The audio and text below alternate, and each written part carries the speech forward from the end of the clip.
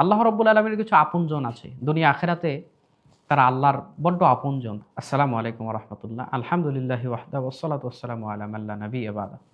আল্লাহ রাব্বুল আলামিনের জন্য প্রশংসা, শান্তি অবতীর্ণ হোক মুহাম্মদ সাল্লাল্লাহু আলাইহি ওয়াসাল্লামের প্রতি সাল্লাল্লাহু আলাইহি ওয়াসাল্লাম। সম্মানিত দিনী ভাই এবং বোনেরা, ইউনাইট টিভির পক্ষ থেকে আপনাদেরকে আন্তরিক মোবারকবাদ। যারা আমাদের সঙ্গে অনলাইনে যুক্ত থাকেন, আমাদের আলোচনাগুলো শোনেন, আল্লাহ আপনাদেরকে উত্তম প্রতিদান দান করুক। আল্লাহুম্মা আমিন। এর বিনিময়ে আল্লাহ রাব্বুল আলামিন আমাদেরকেও আখিরাতের জন্য দান করেন। আল্লাহুম্মা আমিন।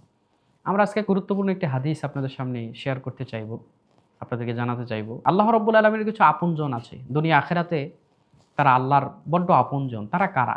একটা হাদিস থেকে আমরা জানতে পারি। ইবনু মাজাহ ২১৫ নম্বর হাদিস। আল্লাহ নবী সাল্লাল্লাহু আলাইহি সাল্লাম বলছেন যে, ইন্না লিল্লাহি আহলিনা মিনান নাস। মানুষের মধ্যে এরকম কতক মানুষ আছে যারা আল্লাহর অত্যন্ত আপনজন। আল্লাহ নবীকে প্রশ্ন করা হলো, আল্লাহ নবী তারা কারা? আল্লাহ নবী বললেন, হুম আহলুল কোরআনি আহলুল্লাহি ওয়া খাসাতু। যারা কোরআনওয়ালা এরা আল্লাহ রাব্বুল আলামিনের অত্যন্ত আপন এবং খাস বান্দা। সুবহানাল্লাহ। যারা কোরআনওয়ালা, যারা কোরআন পড়ে, কোরআন বোঝে, কোরআন প্রচার করে, কোরআন বোঝানোর চেষ্টা করে, পড়ায় শিক্ষক এবং কোরআন বোঝার চেষ্টা করে ছাত্র। মোট কথা কোরআনওয়ালা, কোরআনের সঙ্গে সম্পর্ক রাখে, শিখে, বুঝে, বুঝায়। এরা আল্লাহ রাব্বুল আলামিনের অত্যন্ত আপনজন এবং আল্লাহ নবী বলছেন ওয়া খাসাতু, আল্লাহর খাস বান্দা। সুবহানাল্লাহ। সুতরাং আমরা কোরআনের সঙ্গে থাকব। আমরা আমাদের জীবনের কত সময় কত কাজে নষ্ট করি।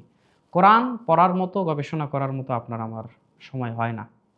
আল্লাহ কোরআনকে সহজ করে নাজিল করেছেন। সুতরাং আমরা কোরআনের প্রতি আগ্রহী হই, কোরআন পড়ার চেষ্টা করি, কোরআন বোঝার চেষ্টা করি। আল্লাহ রাব্বুল আলামিন আমাদেরকে সকলকে কোরআনের সাথে দুনিয়াতে থাকার তৌফিক দান করুক এবং পরকালে কোরআনের সুপারিশ যেন আমাদের নসিবে হয়, আল্লাহ যেন জুটিয়ে দেয়। আল্লাহুম্মা আমিন।